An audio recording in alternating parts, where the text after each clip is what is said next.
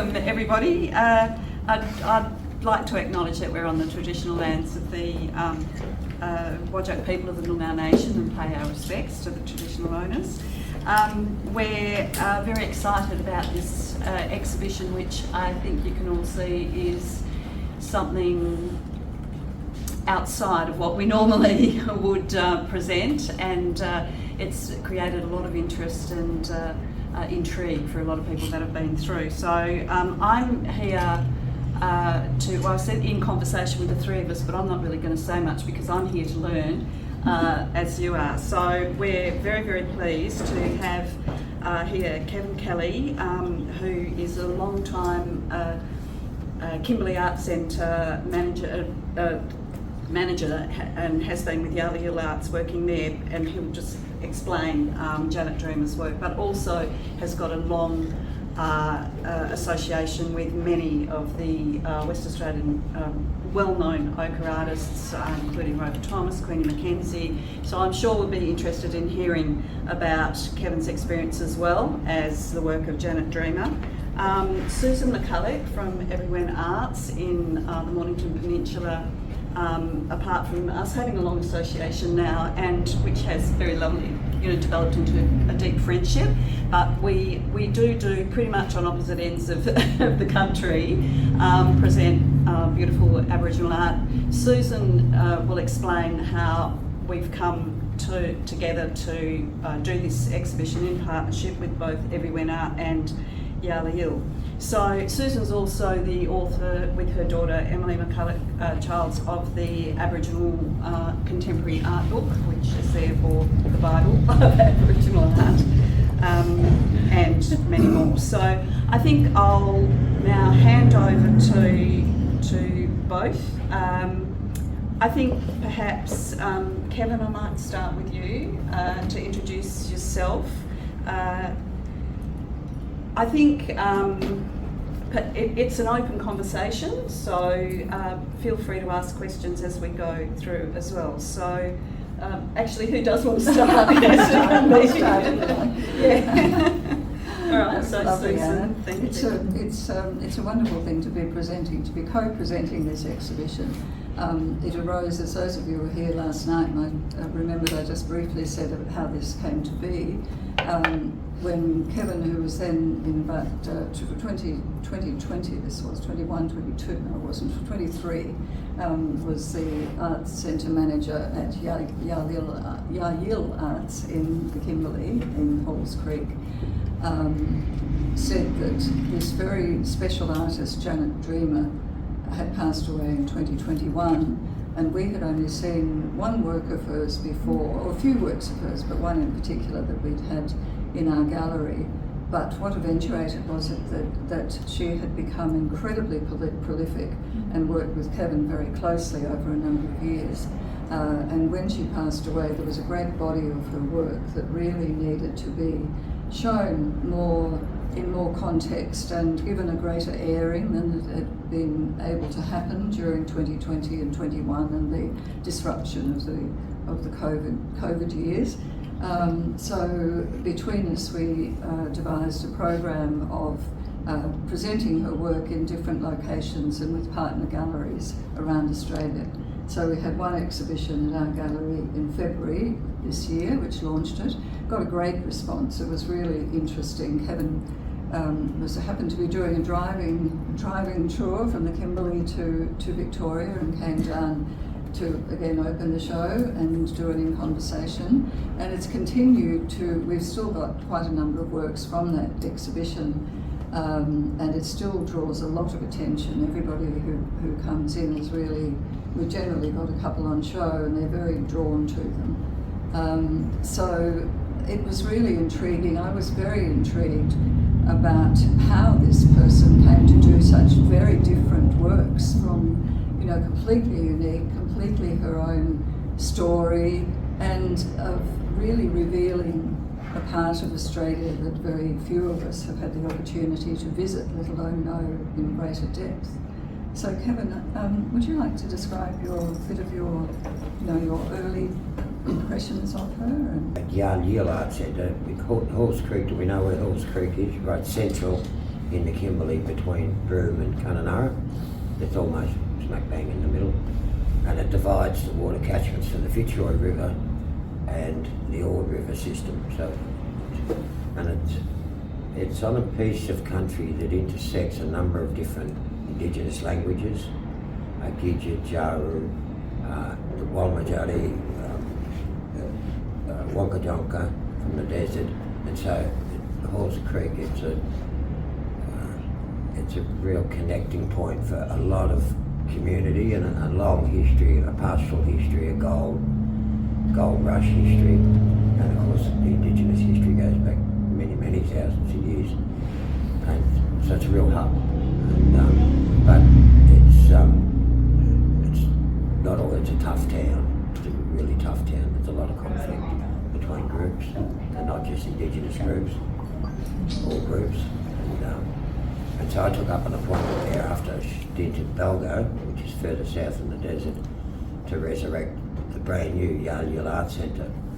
And I'm starting, we had a busy studio, people, we would often get 20 people or more in the studio on a daily basis, and Janet Dreamer, her work just stood out. She was just 60-year-old woman, and just this freedom, people all around her were painting in much more typical Indigenous styles, and but Janet just sat there in the middle of the floor with a big palette, like this 180-degree palette. On the floor? On the ground? No, at tables. At tabletop. Yeah. She was a bit beyond, she's a bit fragile, a bit up and down, and she chose tables. Some people still sit down, sit on the ground today, but that's, we had a modern studio. I got rid of the plastic chairs and bought timber ones with cushions on them, fake leather, And but Janet's work just stood out, and what I saw was this absolute freedom. A woman 60 years plus, toughest life ever, and yet she can sit daily and produce this joyous work, And when I thought a painting was finished, it wasn't. And when I thought a painting needed finishing, it didn't. And I thought that was great. And then COVID then put a stop to a lot of activity in developmental stuff, exhibitions and so forth. We were forced to close, but we painted from home, and it affected us all. And then, just as COVID was winding up, Janet got ill and then passed away within about 12 months. And painted right. She was in the aged care home. She painted right to the end. She'd get the nurses to call on end canvas, So, and her style never changed, even though she was a week out from dying. She just kept up. And I just thought her body of work needed much more attention than what it had got. It could still be sitting there, really, in the storeroom. But I rang a trusted friend in Susan McCulloch here, and we've worked together since way before Indigenous art, so way back, 50 years maybe. Not that long. Sorry, it's 49. 45. Gone in a flash, of course. Long time, but we go back to museum days together. Melbourne Museum. Melbourne Haven't worked at the Melbourne Museum. But then probably 20 or 30 years in Indigenous art Yes. as well. So can I just ask you there, when you were in Melbourne at that time, were there Indigenous artworks in your museum, No. in the museum? No, so I was at the Museum of Victoria, and Indigenous art was like, and I was actually studying at Melbourne Uni in Fine Arts, but there was no mention of Indigenous art, nothing. It wasn't too long after that the East Kimberley Art Movement, the Warman School of Art, started to rise, and that I started to get interested in that, and that's where it began for me anyway, and decided to move Can I on. ask you, I've been fascinated ever since I heard about this exhibition, about her name, Janet Dreamer. Dreamer, yeah. Despite a fair bit of research, I haven't been able to. Dreamer's an uncommon name. Yeah. You get a lot of the I mean, surnames. it's suitable in a way. Yeah, It's it a device. is. Yeah, it is. It's a great name. Yeah. But I haven't been able to. I only know one other dreamer, and that's her daughter. And and I've asked linguists in the area and people that have been there for a long, long time, and I haven't had any success in tracking that name. No. Well, I mean, it seems totally appropriate, but I just, yeah. And we called her Dreamer rather than Janet. Yes, it's a very, I think it was a made-up name, wouldn't you, if you wanted to publicise an artist called Dreamer. It's amazing. Perfect. Some of her subject, I'm really fascinated by her, what she was remembering. I think, because to me these, the more I look at them, the more I see her remembering what her youth was like and how, and the things that she experienced in her life. Do you think that's... Yeah, they're certainly a highlight in the work. I mean, spending time with her elders, her family, walking country during the wet season, and works deeply invested in that. You know. Yeah, and the number of images and the number of stories, they're very, there's not one single subject, it's a sort of, they're kind of like encyclopedic, on a small scale, encyclopedic snapshot of a particular place or a place on a journey, or they seem to me also sort of an ongoing story. They've got a very vitality about them. Is there anyone who can or did interpret any of them by voice, maybe into a recorder, or is there? There's so much there that is not comprehensible, not reachable by someone like me. Is there? Did she speak to you? Very little. She didn't talk a lot about the work. You had to really prod to get, and some days you would get more, and other days you would get a couple of words. And, It's, in a way, what she's done for these different places is almost a historical record. I actually look at these paintings and I think for she's really linking to her memory, to her sort of like traditional, if you like, stories, upbringing, the memories of being going out, being taught all these how to being taught about all the flora and the fauna and the bush tucker and all that sort of stuff. And I wondered to what extent it's so important to actually document it, but also life is so different now, and so it makes the memory and the documentation of it almost more important, and also maybe a place of comfort, you know, to go to say this is, because while she was painting, I wonder, you'd look at these and you go, what's in there when someone's painting something like this? You know, is it such strong memories and such an important thing to hold on to? Sure, there's some of that, but I mean, she went to the gallery to do her day's work, and this is what she recorded. This is the place she took herself to do that. You know, that's how I sort of see I didn't think that Janet was sitting there deliberately trying to record stuff more than doing her day's work. Doing so, she has recorded quite a lot of info. Yeah. To me, I think it's like any artist. There's something that, you know, you feel that I'm not an artist, but I've been around artists all my life, and just about everybody that I've known has been, they have a very inverted kind of demeanour, a lot of them, and then these amazing detailed or expressionistic or all sorts of things come out, and I think a lot of it, which I would imagine would be the same as, I mean, she must have had this filtering through her brain at times when she wasn't actually doing it, and then when you come to do it, it sort of just comes out without any necessity for words or descriptions, but there were enough little clues for us to find the country, for example, that she was, her country she was grown up on, Flora Valley, And she did talk. I mean, I had a couple of young fellas that were Indigenous, did a lot of the recording, and she got to know them and like them and became a bit freer with her information. And so some paintings are well documented and some are not so well documented. Where are those recordings or documents? They're just They're just there. no, we're just noting. They're just they're in the descriptions of the work on the Just here. certificates.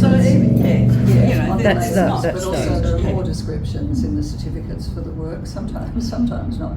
And there's Okay. a bit more description Right. about And they came from So her. when a work was complete, myself or another staff member would sit with Jen and say, well, what can you tell us about this work, you know?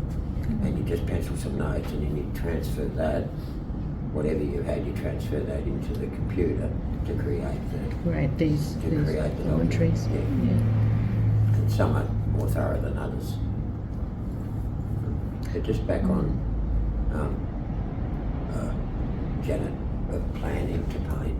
If you held her up, if we were waiting on canvases to get dry, you know, the gesso to dry, she'd almost grab it off you, and the plan would be there, and she'd just start straight away. She wouldn't even look up, you know, just start. wow. And you know, I see it. A lot of other artists give them a big canvas and walk around it 3 times. It seemed to me, Kevin, looking at these works, one of the things that I see, the country that she paints is abundant with food. Yeah. And the other thing that I thought, when I thought about that for a while, is she must have walked a lot. Yeah. And she must have been very observant. No Toyotas back then. She must have walked a vast amount of But country. Flora Valley Station's got a lot of low country, and once the rain's finished, the country's very wet and green, and then the water recedes. So, and by about now, you know, we're down into single water holes, and so with that, all the food source keeps shrinking with the water drying up, and then it burns. Fire season's sort of beginning now, and then the rains come again, and off it goes again. And so that's what I see when I look around a body of work like this. You see paintings done at all different times of the year. You know, there's not many of the dry ones, but it's mostly probably her memorable time. Her best memories are those when it was very lush and fruitful, you know. So they're really memories of her youth and her, you know, when she was a very young girl walking with her family, and her parents lived a semi-traditional life, Yep. didn't they, on the station? And then- On the station, or were they? Yeah, you know, they jobs on the station, but only dry season jobs. Yeah. And then in the wet season, they'd just look after themselves. You couldn't work the station during the wet. And then, but Janet would have been, by 12 years of age, she would have had a station job, you know, I would imagine. Kevin and Susan, I'm just wondering, when you look at the suite of works here, like when I look at it, I can see almost potentially a seasonal variation in her palette. Is that something that you see in the works, or? Well, having seen her at work, Yeah, her palette was every colour she could get hold of. yeah, And it would just get renewed as things get emptied, you know, like. And then she'd work in different directions, and then quite often on a big canvas she wouldn't spin the canvas, she'd just go to the other side of the palette. So, having seen it, I've witnessed that. Yeah. And a lot of artists were like that. Yeah. You know, like Rover Thomas was another Yeah. one, you know. You can almost see it in the one two behind you, the line down the middle and Yeah, and so they painted from different directions. yeah. Yeah. Yes, we do have a lot of trouble from working out which ways up. We did. Some have got upside And down in many ways, trees. there's no one. You know, there's some of them there's no one. No, Yeah. exactly. Yeah. You turn it up and you think, oh, there's a bird pointing up that way, and then if there's something pointing the wrong way down the bottom. So that's wonderful. I think it really exemplifies that thing of them kind of looking down from above. From a Yeah, planar it's perspective. yes, it's not a. And I think, and most people who've been in, because we've had the exhibition open since last Tuesday, we've had about 50 people through before the opening last night, and everybody says the same thing. Each time I look at it, something else comes out, and it's the same. You know, we've been obviously working with this for a while, preparing it, getting it ready, putting it up on the wall, and the same thing's happening. You know, like the painting behind you, I'm going to get yours around, which was probably one. Personally, wasn't the one that I actually jumped out at me, but now as soon as we put it up, it totally jumped out at me. And then we were looking at the bird at the top, and it's sort of like look at those wings, they're almost pteranodon. Yeah, they're sort of like this was really out from a dream, I'd say. And then the crocodile down the bottom, and then we thought, what are those funny little black figures? And we went, oh my God, they're crocodiles hatching, their eggs hatching. And each time you look at it, and then you sort of look at the fish, and you go in there. What is that? That looks like a dinosaur sort of fish. I don't know my dinosaurs, but okay, we'll do. It's layered like a slice, isn't it? Like a slice, like through the landscape. Yeah. So there's just so much in every painting. So when she was 12, so she was working when she was 12. Oh, I mean, like that's So young. yeah, to stay on the station. Yeah. There's no school Doing to go whatever. to. There's no. And then what? I mean, I have read that. I've forgotten. What then led her to pick up a paintbrush? Well, initially, I think as a much younger person, I think she saw her elders painting, her father, and I don't know what medium they would have painted in back then, but this is what she said. But then when the art centre came to be in Halls Creek, and there was an art centre in Halls Creek before the modern one, before the new one. So from about 2010 on, she would have started hearing and seeing people they're going to the art centre to paint. And then by the time I got there in 2016, she was well entrenched in that art centre and a senior artist. What sort of age was she then when she came? She's in. She would have been in her 60s. Oh, then. So she'd be 68 this year if she was still going. So she would have been 60, 2016, 17. In a broader perspective, Kevin, how do you see her work fitting into the Kimberley development? Because you've been working in the Kimberley with art since the early 90s. It makes it very confusing. Yes. When you see the woman art movement, Yes, the woman art movement, and then the stuff that's happening down at Balgo and through, if you call that Kimberley, and through the desert, in a broader sense, through the northern desert, with fine dot paintings that almost brand them, you know. Yes, it's very little figurative or expressionistic, figurative, you know, with images like this. Is there much at the art centre? Is there much viewing between artists looking at another one's work and commenting? And if there was, how would they view what she was doing? Well, yeah, no, people would. Janet never looked at anyone else's work. So, but other artists would look at what Janet, especially after she left for the day, they'd all look at what she'd done. So they're as bewildered as what we are when we first see it. Really, you know. And they would discuss it, what's going on there. And she did two today, you know. Whereas many of the artists, you know, they're all day on a little piece like this doing fine dots. You know. So she was very creative then to produce. And every day. So she poured out sort of like her history, her life or whatever she'd seen, and wow.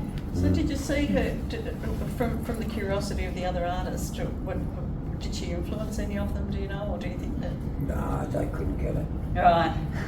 So different. You know, look, very diverse group of people at Yarliyil, because it is a melting pot of the Kimberley, and I'm sort of touched on that earlier.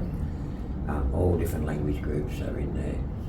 People, it's very transient, people come and go. Might have an artist for 2 months and then they'll move back down into another community. And so we've not been branded. There's no one brand that you can look at and say that's a Yarliyil work. Whereas you can pretty much, with Warman and Belgo, they've branded themselves based on the success of their past artists, pretty much. Yes. It's a very general concept, but you can look at it. You can spot a Belgo work pretty much any time. That's You largely guys- because that's largely because of heritage too. That, as you said, the Yeah. seniors painted. You know, the first people were the first paintings by a lot of those people were quite extraordinary Yes. and individual, and really, you know, that development was fascinating and very, very, as you've said, linked to the places. And there's artists that have had great success and they've been followed, you know, by the next gen and the next gen. Yarliyil is a much younger art centre and hasn't had that pass. There's no one there that's been really successful. They've never had a big educated international audience at all. Did you have children? 3. 3. Yeah. Are they artists as well? No, they're all over. The eldest girl, she's in Catherine, busy with kids, you know, kid. And then Vicky Long, she's in Kununurra again with kids, doing a separate thing, you know. And then the boys in Broome, the young boys aren't that young. Well, he's 35, maybe. But is that why Janet, she would have started, this happens quite often, doesn't it? They start sort of a bit older because after they've had their kids and things? No, art centres when Janet was young. Yeah. And so it wasn't till, and Halls Creek was way behind it. I mean, it's the biggest belief that Halls Creek, the major town in central Kimberley, I was last to get an art centre. I mean, Belgo, Warman, like Mungaja. And Halls Creek didn't get any support until beyond 2015. We were struggling. I was working with them in 2012. We were running out of the Shire Hall with Jeanette Swan, remember Jeanette? Yeah. And we had small amounts of funding, but we never got money for an art centre. Right up and yet it was the hub of Kimberley. And a drive-through for and the Tanami, the Canning, and the Great Northern Highway intersect at Halls Creek. A couple of the things that strike me about her work, as well as all the plants and the animals and so forth, is the references to some of the creation stories and ancestral figures, which she puts in some of the works that are, yes, there's a person in that, and there's one which is the most extraordinary story. That is one of the most comprehensive stories on that little painting second from the left. With the heart shaped. With the heart shaped. It's a woman in the cave, and it's ancestral woman and a child, and there'll be some huge long story about it, which is probably not accessible or forgotten about now, but she's made reference to it. And there's the only bit of writing which was somewhere, Emily found it on some of the AL's documentation, and it goes on about this woman and the child and the significance of the crocodiles at the bottom, and it's a very significant painting, that one. And there's a few references, as Anna was saying, in that one, the prehistoric animals, which is, I mean, a lot of artists you'll come across people in various communities. I was just trying to remember where the last one was that I came across in the centre, I think it was in Onabella, and the conversation started about the giant animals that used to be in Australia, and there's a sort of ancestral memory of those. There sure is. And people would talk about them, and a lot of her work reminds me of that connection and that sort of expression. Is that possibly. Oh yeah.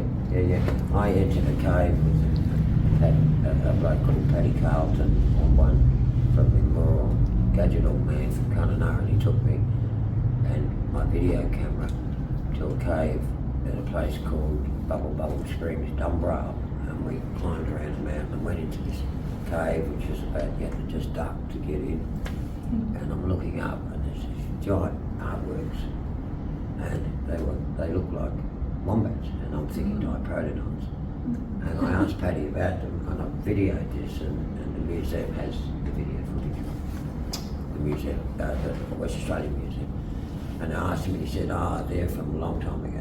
Long time ago. And they were diprotodons. And when I took it back, it was hard to get angles on them. But then he reached up and he started telling me about his brother, Brumby Carlton. And he said, poor fella, he's lying here now. And then he reached up onto a ledge and pulled a skull out. Oh my God. And he wanted me, I was videoing, and it was like, and that's what we went there. And then he told the whole story of his death. And then how he got buried on Newry Station, but they dug him up and carried him to his cave and gave him a paper bark bowl full of water. And this is where you've got to stay, it's your place, you know. And with very little emotion, but just, so this is just a book for diprotodons, referring to this ancestral stuff, and it was also a burial place, you know. And I wish I'd have spent more time in there because there were paintings everywhere. Wow. But I have no right to go back without, Well, I hope nobody else finds it. Or I hope it's I think safe. it's a registered site, which helps, could potentially help.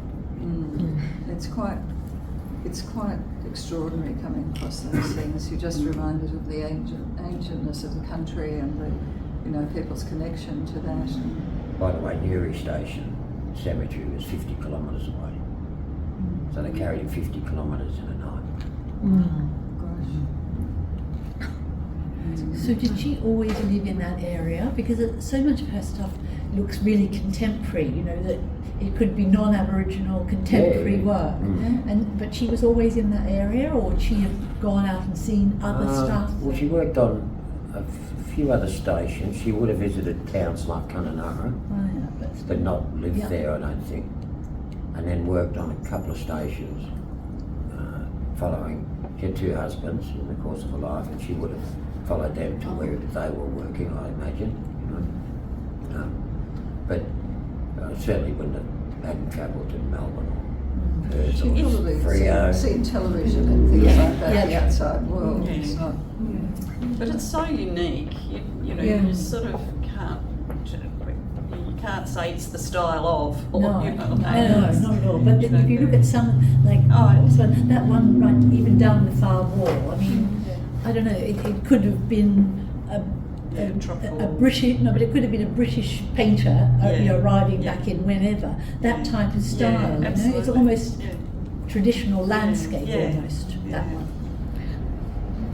I think what's really wonderful in hearing you speak, Kevin, is that you can feel a complete line of connection from this little place here where we're sitting, from all our different backgrounds, often from other parts of the world, sitting here, learning a connection through you direct to the person whose hand painted these, who had a connection that she was free to break out of as well, in a sense, to express just happiness or a joy in her environment without the constraints necessarily of the traditions that had been placed upon her, but with full respect for those traditions.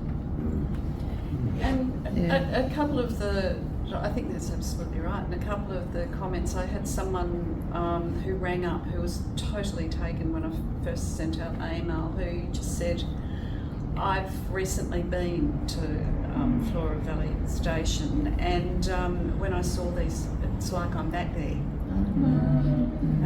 And then a lady came in this morning and was walking around having a close look, and she said, I can almost feel the artist in these. You know, she's sort of so I think that's something extra special with these works. Another site that you painted was called Palm Springs, the area, which is what's its Well, it's pretty popular. It's Yes. a place for locals. It's a spring-fed spring system, and there's farms all around. So that's why. Well, it's like, There's that some- one that you were talking Yeah. about, it could be a tropical island somewhere. Well, it sort of is. When you go there in the hot time, it's wonderful. Beautiful, crystal clear water. Quite a bit of it. You can swim. And you can put a canoe in if you wanted to. And then all these palms leaning over. You know. It seems like a few different styles in some of them, but if she's never seen Roper River artworks, or she doesn't know Mary McLean, but she paints that, or she hasn't been to Bladderwich, but beautiful fine details on the flora, it's really extraordinary. They're different to all of those, aren't they? Elements of things, but maybe it's just the plants or but her style is most like Mary McLean in terms of a naive kind of style. But I read that she quite often painted the animals and the birds or whatever, fish first, and then filled in the background. I mean, that's quite an unusual approach, isn't it? That happened at time. Well, actually, that happened. I'm just thinking that happened most of the time. She would, but only maybe on one half of the work. Like say that. Well, there are, like this one, for instance, there's that very dense area there of the story, and then this is sort of more sparse in the background. So that might have been a turning around one. Oh, well, if you look at those two, there's a terracotta colour on the background, but perhaps wasn't the background then, I don't know. And this side, the left side, are more of the orangey yellow. I suppose, would that have been her turning around? I don't know. What are those numbers close together? Oh, you haven't got the other numbers up there. No. So to me, I'm seeing pretty much the same palette, maybe within a few weeks of each other, or even closer. Right. And then you can, I can sort of pair a couple more up there. Possibly, I need to check, and that'll be evident in the cataloguing numbers because they're sequential. And so that's possibly one answer, you know. I wonder if have people got more to ask about Janet Dreamer? Or What's the story about the brolga? She uses that in a lot of the paintings. What's the significance of that particular animal?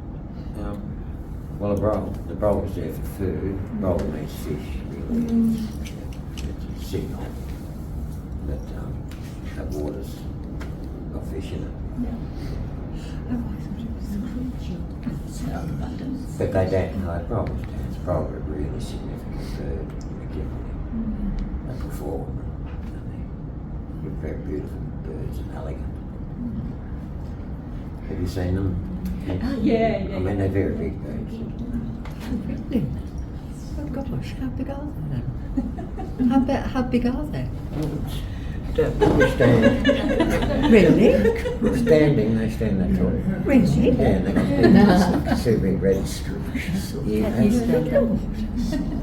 They're big and wingspan as big as I that. need to go there and see them. And they dance, they've got long legs and they dance. And they have, one brolga meets another and they perform, you know. And then when it's about to rain, I've often seen them all dancing together. They're beautiful things, but they know where the food is, and so if they're on a billabong, there's your food. I mean. And so were they tucker? Are the brolgas tucker, or are they? No, I think the eggs might have been. Right. But I don't know of anyone eating brolga. No, they're better birds. birds, magpie geese. Right. Yes, Duck. definitely not. So yeah, I was thinking unless anyone's got more to ask about Janet Dreamer or her work, I think Kevin has a long history with the Kimberley artists, and I think perhaps a bit of a sort of like discussion of your involvement, and which could be of interest, I think, too. Okay. I'll kick it off. Yeah. So I came from Victoria in '92 to the Kimberley. I've been working at the museum at Victoria, and sometime before that had crossed paths with Susan here, and I decided to finish up there and start a new life. And I got into management and didn't like it at all, and out of my creative sort of pursuit. And so I was studying at Melbourne Uni or RMIT at that point. I realised that this art movement was happening and I needed to know more about it. And so I sort of walked away from the museum job and applied for a job in the Kimberley. I applied for 3 jobs and got interviews at a couple, and the one I chose was Yarliyil Arts in Kununurra, so that was '92. And on my interview panel it was huge, it was like 10 people. And 2 of them, one was Rover Thomas and one was Queenie Mackenzie. I didn't know who they were. Stupid white fella from the city. But I quickly learned there was a couple of books out that I got before arriving. One was Images of Power, and that had a big section on it. And there was another one about Kimberley landscapes. But anyway, so that's where I started there at Yarliyil Arts, and sort of fell in love with the whole thing. I mean, they were beautiful, beautiful people, and I learned so much from all those oldies. You know, alcohol wasn't an issue back then. You know, the younger generation sort of were good to work with too. And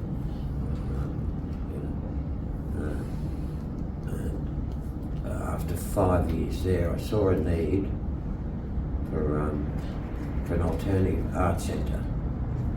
There's a lot of people living in town that were out of country, so they're living on the fringes of town. Kununurra is on Mirror Gadgetal land, which is the language group for there. And a lot of desert people that come up for to access hospitals, shops, food, that sort of thing. And they had nowhere to paint. They weren't comfortable. They're quite. Some of these art centres are, pretty sort of close knit. So I then thought, well, I'll start a new art centre, which I did, and engaged Indigenous and non-Indigenous artists of all types to paint at a gallery I called Red Rock Art. And so a whole lot of people turned up, and had a lot of desert men and women that were living in town started painting. And so I went after 4 or 5 years at Warringah. I then worked at Red Rock Art for 17 years, and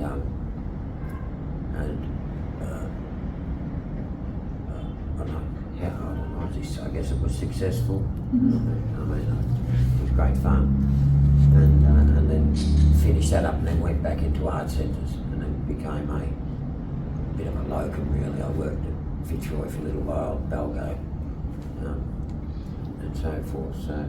But you also you developed strong relationships and obviously trusting friendships with sort of the board, if you like, or your interview board. Also,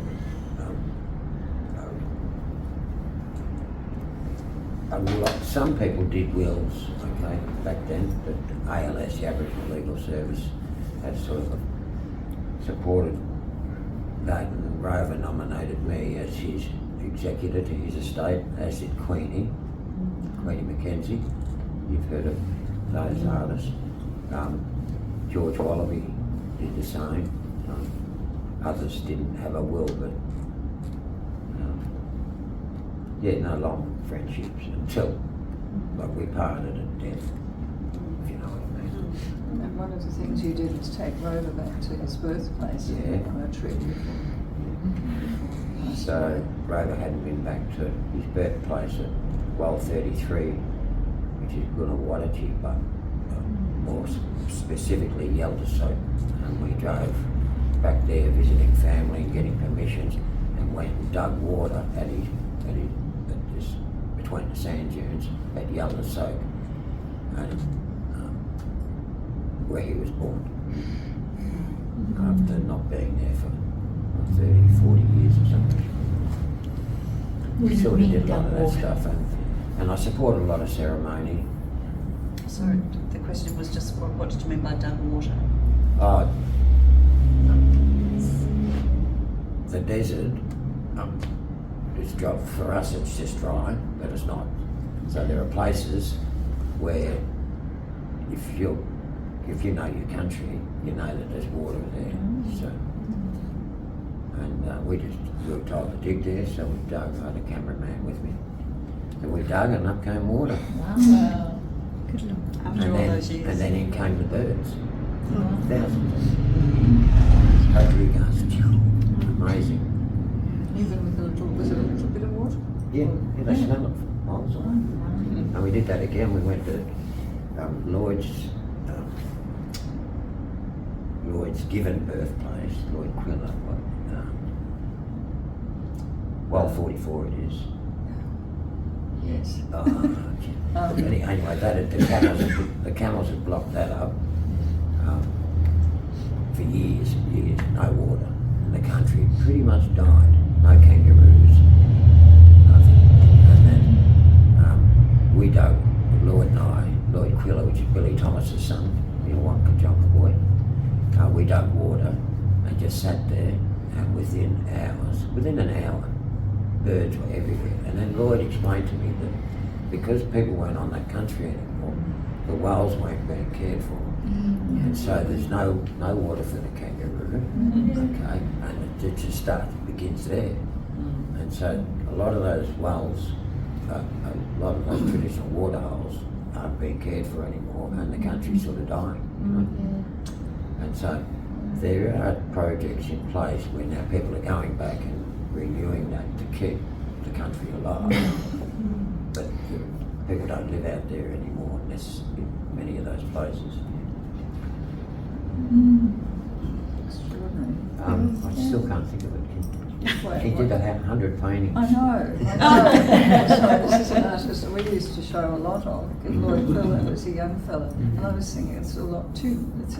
Haven't lost touch. I know it was Will 44, but I can't remember the name of it. Anyway, it'll come to us. So the Canning Stock route sort of begins at Leonora, north of Kalgoorlie. There's well 1, and then the last well 50 or 51 is just south of Halls Creek, and it winds its way through the desert. So Alfred Canning, who wasn't very well liked, travelled through to create a new stock route, which was used for some time, but it wasn't really that effective because of the cost of the health of the cattle. Rover drove the Canning, so did George Wallaby, Sue, so did Billy Thomas. They were all on the same team at one point. And, well, there was the Canning Stock Route exhibition at the Fremantle Art Centre, which was brilliant, and that huge project. That used a couple of my paintings in there, and a lot of my information. Bringing artists back to the places that they haven't, or people back to the places they haven't been to for years, resulted in really extraordinary works. And it was a great project. And so I think it's also important to know that a lot of that early sort of work of yours is now with the WA Museum. Yeah, so everything I did I recorded in some way as best I could. I wasn't really, I couldn't afford big camera crews and stuff like that. But I was invited to lots of ceremony. I was invited to the men's law a couple of times. I couldn't record that, but I recorded the coming home, bringing the boys home, and the Yarliyil handover, the first state government handover of native title claim at Lake Gregory. I was the only person with a video camera there, and the Premier came up and handed it back. It was a big event, but no one recorded it. And I've got the women preparing for that ceremony, the men preparing for that ceremony. I actually spent a lot of money staffing that, and then still photography. And all along the way I recorded everything in the museum. I gifted that to the West Australian Museum, but they did acquire my painting collection, which relates to that information. So it was a sort of twofold thing. They actually purchased the artworks and I gifted all the info, and I'm still working with them on the negatives. I'm still digitising stuff. Can we see your artworks there? Where can we see your You have to artwork? hassle him. You have to ring him up and hassle him. Right. Get it out of the cupboard. Right. Yeah. Can you leave some images with Anna for us to see? It's a bit too early. It was only acquired last year. Yeah, it's only Quite recent. Okay, so hassling them helps them. So bring we'll them to start the sending foreground. emails asking for the Okay. exhibition. It was the biggest acquisition ever made, a single acquisition. So Yeah. it's very significant. It's extraordinary. Body. Congratulations on that. What a wonderful gift to all of us. And well, I've had a museum history, you see, and when I came to that job to Kununurra, I had in mind from the very beginning because I had this learning about recording the past, and how important those collections that the museum I'd come from have become, and so I just continued that. What a wonderful thing, a wonderful development, thinking back to my days growing up as a Ukrainian refugee in Adelaide, going to the museum for the first visit with the school and being shown an Aboriginal man, sort of just such a horrible thing, just a fake, just a... What, a sculpture? It wasn't really a sculpture, it was a a model, yeah, almost like a model that you might hang clothes on in the front of a store. Yeah. Very crude and very Right. simple with its little loincloth and just... It was embarrassing, wasn't it? And it was as though, in Adelaide, no one had ever seen an Aboriginal person. So my view as this 5-year-old would be that was a long time ago somewhere else. They were all around you. You just didn't know. Yeah. There were a lot of Aboriginal people in Adelaide. Well, Susan, did you want to sort of like say something? Anything? No. No, I think we've covered a lot of ground. And I just think it's quite interesting sitting here. I'm actually really enjoying the show. Yeah, I get that too. I keep looking at us that. Thinking of the Still seeing you. Yes. Yeah, that's right. It's so lovely to see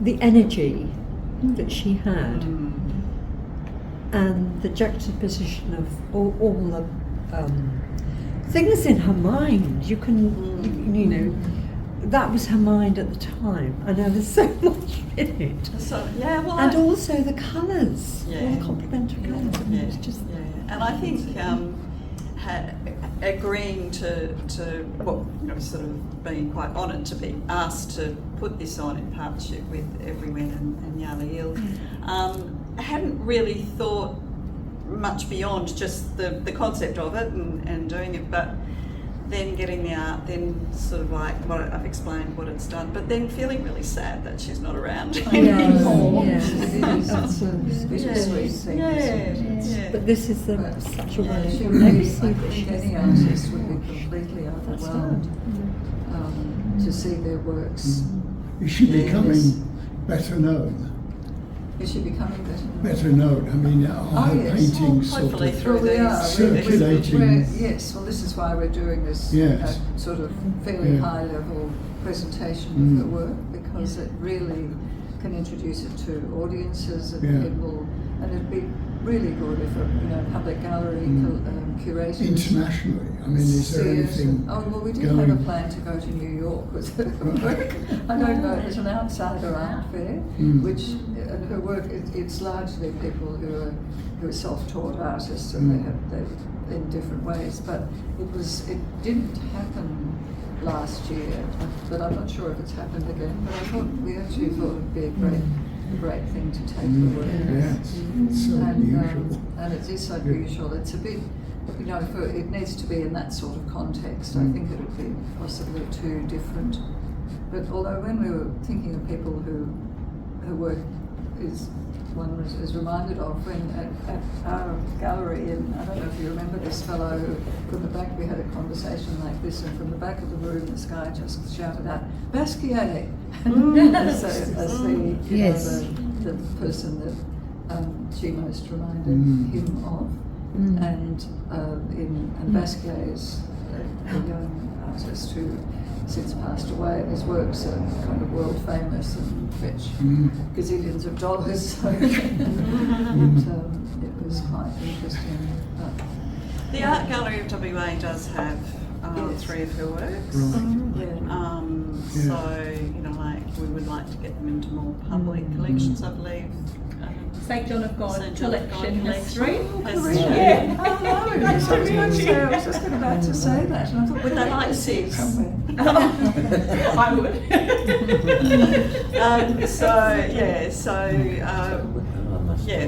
There's work being done to sort of give them the coverage and the importance they deserve.